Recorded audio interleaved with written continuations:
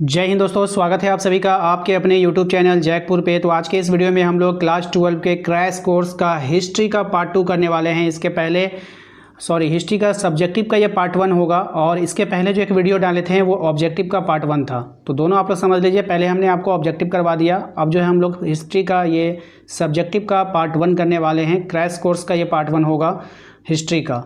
तो वीडियो काफ़ी इंपॉर्टेंट है, शुरू से लेकर अंत तक बने रहिए। पूरे यूट्यूब पर फ्री में कोई भी क्रैश कोर्स नहीं करा रहा है सिवाय हमारे चैनल जैकपुर के, इसलिए हमारे चैनल को सब्सक्राइब करके घंटी वाले आइकन को जरूर प्रेस कर लीजिएगा। और इस वीडियोस के लिए ज़्यादा नहीं 50 लाइक का टारगेट रखे हैं, आप लोग इसको ज़रूर पूरा कीजिए। जैसे ही 50 लाइक होगा आपको दूसरा वीडियो मिल जाएगा। तो चलिए स्टार्ट करते हैं और देखते हैं। सबसे पहले हम लोग देखेंगे अति लघु प्रश्न उत्तरीय, जिसको very short answer type question हम लोग देखने वाले हैं। सबसे पहला सवाल आपके स्क्रीन पर आ चुका है। पहले सवाल में बोला गया है कि हड़प्पा सभ्यता को कांस्य युगीन सभ्यता क्यों कहा जाता है। तो देखिए ध्यान से कि जो हड़प्पा सभ्यता को कांस्य युगीन सभ्यता इसलिए कहा जाता है क्योंकि यहाँ पर लोगों में औजार बनाने के लिए तांबा और टिन धातु को मिलाकर कांसा धातु का उपयोग किया गया था। क्योंकि वहाँ पे औजार बनाने के लिए कांसा धातु का उपयोग किया गया था, इसीलिए उसको कांस्य युगीन सभ्यता कहा जाने लगा। ठीक है, तो ये इसका आंसर हो गया। दूसरे सवाल पे आते हैं। हमारा दूसरा सवाल देखिए, कहा गया है कि हड़प्पा सभ्यता को सिंधु घाटी की सभ्यता क्यों कहा जाता है। देखिए इसके आंसर में आपको लिखना है कि हड़प्पा और मोहनजोदड़ो नगरों के अवशेष मुख्य रूप से सिंधु नदी या फिर सिंधु नदी घाटी के आसपास से प्राप्त हुए हैं। इसी कारण से हड़प्पा सभ्यता को सिंधु घाटी की सभ्यता भी कहा जाता है। ठीक है, इसको ध्यान में रखिएगा। क्वेश्चन नंबर आते हैं 3 पे। इसमें कहा गया है कि सिंधु घाटी सभ्यता में मनके बनाने के लिए किस सामग्री का उपयोग किया जाता था। तो देखिए सिंधु घाटी सभ्यता में मनके बनाने के लिए कॉर्नेलियन, क्रिस्टल, सेल्डॉन, बांस, जिप्सम, क्वार्टज, शंख पत्थर, कांसा और सोना जैसी धातु का प्रयोग किया जाता था। एक बात यहाँ पे मैं बता देना चाहता हूँ कि हमारे पास दो तरह के स्टूडेंट हैं। एक वैसे स्टूडेंट है जिन्होंने नॉर्मल ग्रुप को ज्वाइन किया है, एक वैसे स्टूडेंट है जिन्होंने टारगेट ग्रुप को ज्वाइन किया है। तो जो लोग टारगेट ग्रुप के स्टूडेंट हैं उनको ये PDF मिल जाएगा, आप लोग टेंशन बिल्कुल भी ना लें। ठीक है, तो टारगेट ग्रुप वाले जितने भी स्टूडेंट्स हैं आपको इसका ओरिजिनल PDF आपके व्हाट्सएप पे डाल दिया जाएगा। बाकी नॉर्मल ग्रुप में जो जुड़े हुए हैं आपको उतारनी होगी, तो आप इसको उतार सकते हैं। क्वेश्चन नंबर आते हैं हम लोग 4 पे। इसमें कहा गया है कि सिंधु घाटी सभ्यता की उन स्थानों का नाम बताइए जहाँ सिंचाई के अंश पाए गए हैं। तो सिंधु घाटी सभ्यता के उन स्थानों के नाम निम्नलिखित है जहाँ सिंचाई के अंश पाए गए हैं। एक है तो आपका सौतगोई, दूसरा है धौलावीरा। ठीक है, क्वेश्चन नंबर आते हैं 5 में। इसमें कहा गया कि हड़प्पा सभ्यता के लोगों के व्यावसायिक संबंध किन देशों से थे, यानी किन देशों के साथ उनका जो है बिजनेस होता था। देखिए हड़प्पा सभ्यता का जो लोगों का जो व्यावसायिक संबंध है मेसोपोटामिया, ओमान, बहरीन, ईरान आदि देशों से था। ठीक है, क्वेश्चन नंबर आते हैं 6 पे। इसमें कहा गया है कि हड़प्पा वासी तांबा और सोना कहाँ से प्राप्त करते थे। तो हड़प्पा वासी राजस्थान के खेतली से तांबा और दक्षिण भारत से सोना प्राप्त करते थे। क्वेश्चन नंबर आते हैं 7 पे। इसमें कहा गया है कि किस पुरा स्थल को हड़प्पा सभ्यता की सबसे बड़ी बस्ती माना जाता है। तो पाकिस्तान के सिंध प्रांत के लरकाना जिले में स्थित मोहनजोदड़ो को हड़प्पा सभ्यता की सबसे बड़ी बस्ती माना जाता है। मोहनजोदड़ो का क्षेत्र 125 हेक्टेयर था। ठीक है, इसको ध्यान में रखिएगा।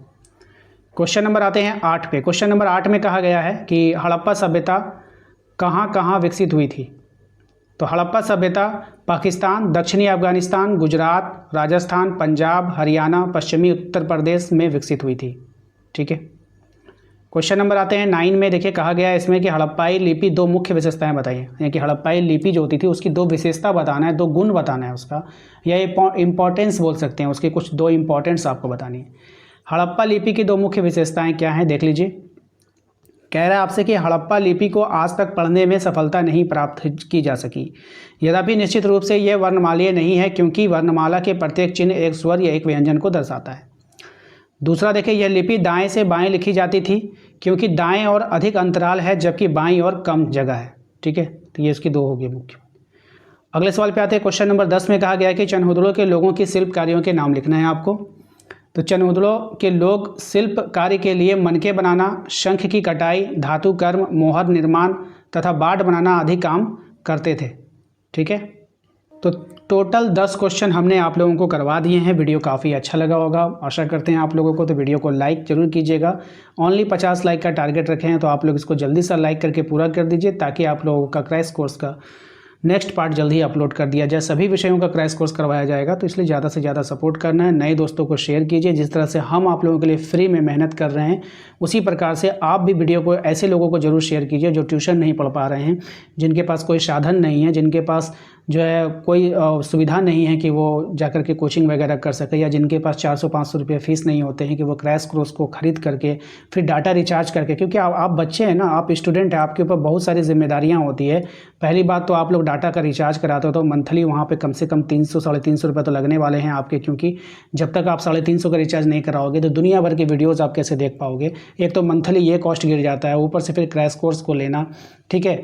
तो कहीं ना कहीं फिर देखा जाता है कि बच्चे क्रैश कोर्स ले लेते हैं, फिर वहाँ पर उसकी डिमांड पूरी नहीं होती है, बीच में ही क्रैश कोर्स फंस जाता है, तो बहुत सारे प्रॉब्लम आपको देखने को मिलता है।